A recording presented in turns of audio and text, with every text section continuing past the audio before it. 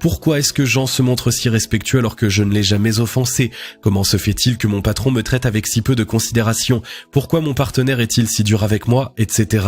Autant de questions qui finissent par vous miner le moral. Si les phrases précédentes vous semblent familières, il est fort probable que vous posiez régulièrement l'un des 10 actes suivants. Peut-être même le faites-vous sans vous en rendre compte. Numéro 1, vous n'avez aucun respect pour vous-même. Chaque matin, au moment où votre regard croise votre reflet dans la glace, vous avez l'impression qu'un poignard vous transperce le cœur. C'est simple, vous ne vous aimez pas. Pire encore, vous vous méprisez. À vos yeux, vous n'êtes pas assez beau, pas assez intelligent, pas assez compétent. C'est comme si Dieu avait oublié de vous greffer un fragment lors de votre création.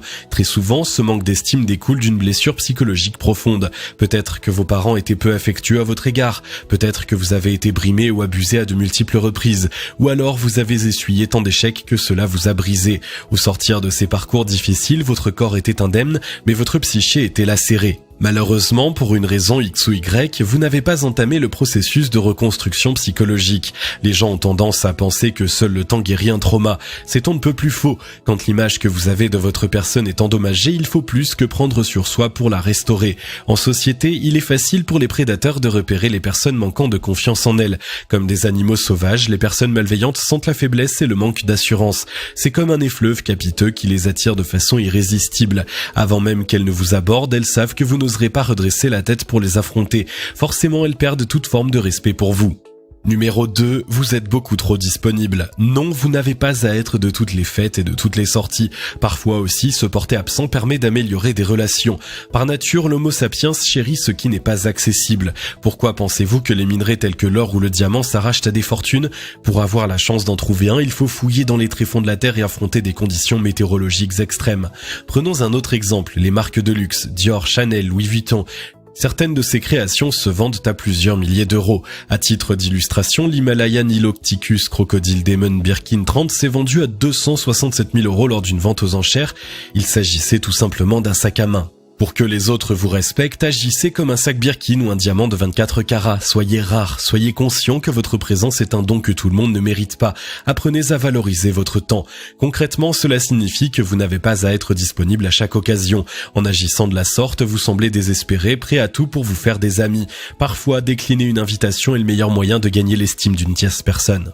Numéro 3, vous êtes un vrai moulin à paroles. Il y a une différence entre être extraverti et parler sans relâche. Plus vous ouvrez la bouche, plus vous en dites long sur vous. Plus vous vous dévoilez, moins vous devenez intéressant. N'avez-vous pas remarqué que les protagonistes principaux des films sont généralement peu bavards? Sans être aussi loquaces qu'un poisson rouge, ils prennent le temps de sous-peser chaque mot avant de le prononcer. Non seulement cela permet de garder un peu de mystère, mais via ce stratagème, ils s'assurent que chaque parole vaut son pesant d'or. Et ce n'est pas tout. Même si vous êtes convaincu de mener une existence exceptionnelle, vous avez sûrement beaucoup à apprendre des autres. Mieux encore, en les invitant à se dévoiler, vous les mettez en confiance et leur donnez l'occasion de parler d'un sujet qu'ils affectionnent particulièrement eux-mêmes. En optant pour le silence au lieu de l'éloquence, vous évitez de perdre la considération de vos pairs et gagnez leur respect. Numéro 4, vous pardonnez beaucoup trop facilement. Il n'est pas question de vous accrocher à vos rancunes comme s'il s'agissait de bouées de sauvetage. Cependant, il est nécessaire de traiter les personnes en fonction de leurs agissements et non de leurs paroles. Lundi, Martin vous vole 200 euros. Mardi, il fond en larmes et s'excuse. Vous pardonnez. Mercredi, le même Martin s'empare de votre téléphone quand vous avez le dos tourné.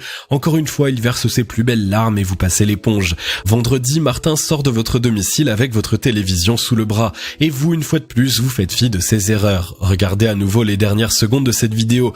Soyez honnête l'espace d'un instant. Comment espérer que Martin vous respecte quand vous tolérez chacun de ses faux pas? En agissant de la sorte, vous lui apprenez à vous traiter avec irrévérence.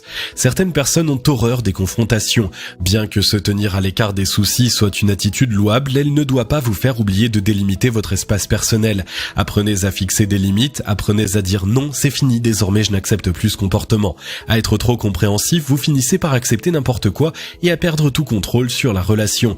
Délimitez un cadre au-delà duquel vous ferez des rappels à l'ordre ferme. Si malgré tout votre interlocuteur s'entête dans son comportement, n'hésitez pas à couper les ponts avec ce dernier.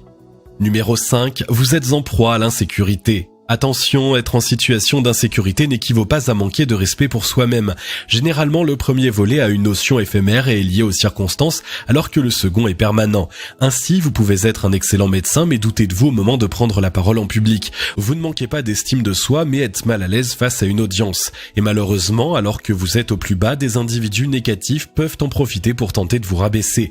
Toujours à l'affût de potentielles victimes, ces chasseurs d'un nouveau genre sont à l'affût de signes potentiels. Sudation, tremblement, accélération du rythme cardiaque. Ces éléments imperceptibles pour le commun des mortels attirent immédiatement leur attention. Sans perdre une seconde, ils se ruent sur les personnes qu'ils estiment plus faibles. À chaque fois que vous doutez de vous, vous donnez l'occasion à une personne de vous manquer de respect. Bombez le torse, redressez la tête et avancez avec fierté. Numéro 6, vous ne respectez pas vos engagements. Avez-vous déjà entendu la maxime « l'homme c'est sa parole » ? Vous n'imaginez pas à quel point c'est vrai. Il n'y a pas façon plus rapide de perdre la considération de ses pairs que de ne pas tenir parole. Un vrai homme, un homme intègre et fidèle à ses propos. S'il vous assure qu'il sera là pour vous aider à déménager, à 9h tapantes, il est sur le pas de votre porte. A-t-il garanti sa présence en tant que panéliste ? Le jour J, à l'heure dite, il est sur le lieu de la conférence. Les gens respectent l'intégrité, ils respectent la fiabilité. Ils prennent plaisir à côtoyer des individus sur lesquels ils peuvent compter. En revanche, ils ont tendance à mépriser les personnes qui ne tiennent pas parole. C'est simple, si la parole est dénuée de valeur, alors l'homme est faible et personne n'aime les faibles. Au lieu d'entamer de longs discours à chaque fois que vous êtes confronté à vos actions, prenez l'habitude de poser des actes forts. Une bouche peut dire 1000 choses qu'elle n'accomplira jamais. Un acte, en revanche, est une déclaration qui ne souffre d'aucun doute. Numéro 7, vous êtes un béni oui. En d'autres termes, vous êtes trop gentil. Fuyant les conflits comme la peste, vous essayez de plaire à tous ceux qui croisent votre chemin. Le souci, c'est qu'en agissant de la sorte, vous effacez complètement votre propre personnalité. Occupé à être gentil, vous devenez une pâle copie de ceux qui vous entourent. L'espace d'un instant, arrêtez d'essayer d'être gentil et soyez authentique. Vous ne leurrez personne avec ce jeu de dupe. La seule chose que vous faites, c'est de vous portraire comme une personne faible et dénuée de personnalité. Est-il réellement possible qu'une personne lambda ait la moindre once de respect pour un individu décrit de la sorte? Osez défendre vos opinions, osez dire voici qui je suis, osez être l'avocat défenseur du diable de temps en temps. Si vous n'exigez pas d'être respecté, il n'y a aucune chance que l'on vous traite avec considération. Numéro 8, vous n'admettez pas vos erreurs. Être fier ne signifie pas être orgueilleux, surtout ne faites pas l'amalgame. Autant il est important de savoir tenir ses positions, autant il est crucial de savoir admettre ses erreurs. Rien n'est plus offensant qu'un homme qui est convaincu d'être omniscient. Pour son entourage, son inhabilité à admettre ses erreurs est tout bonnement invivable. C'est comme s'il revoyait systématiquement le même film de série Z. Être un homme, un vrai, implique parfois de dire « je suis désolé de t'avoir offensé » ou « je n'aurais pas dû te crier dessus ». Par ailleurs, pour un effet maximal, ces mots ne doivent pas être prononcé en vain. Rappelez-vous, une bouche peut dire 1000 choses qu'elle n'accomplira jamais. Apprenez de vos erreurs, développez l'habitude de vous excuser si besoin est. En suivant ce simple conseil, vous constaterez que les gens autour de vous commencent à vous traiter différemment. Numéro 9, vous agissez de façon intéressée. La faute ne vient pas toujours des autres. Parfois, vous êtes le créateur de votre propre enfer. Avant de vous brusquer, rappelez-vous du précédent conseil, admettre ses erreurs. Si vous contactez vos proches uniquement quand vous avez besoin d'eux, ne soyez pas surpris qu'ils vous méprisent. À leurs yeux, vous ne vaudrez pas mieux qu'une croqueuse de diamants. Quand ils ont besoin de vous, vous faites de l'ombre à Casper le fantôme. En revanche, si d'aventure leur présence vous est utile, vous agissez comme si vous étiez les meilleurs amis du monde. Personne n'est dupe. Votre petit jeu ne les trompe pas. Ils savent bien que c'est uniquement votre caractère matérialiste qui vous pousse à les contacter. Forcément, ils vous traitent avec mépris. Si vous voulez que ça change, il est temps de revoir vos priorités.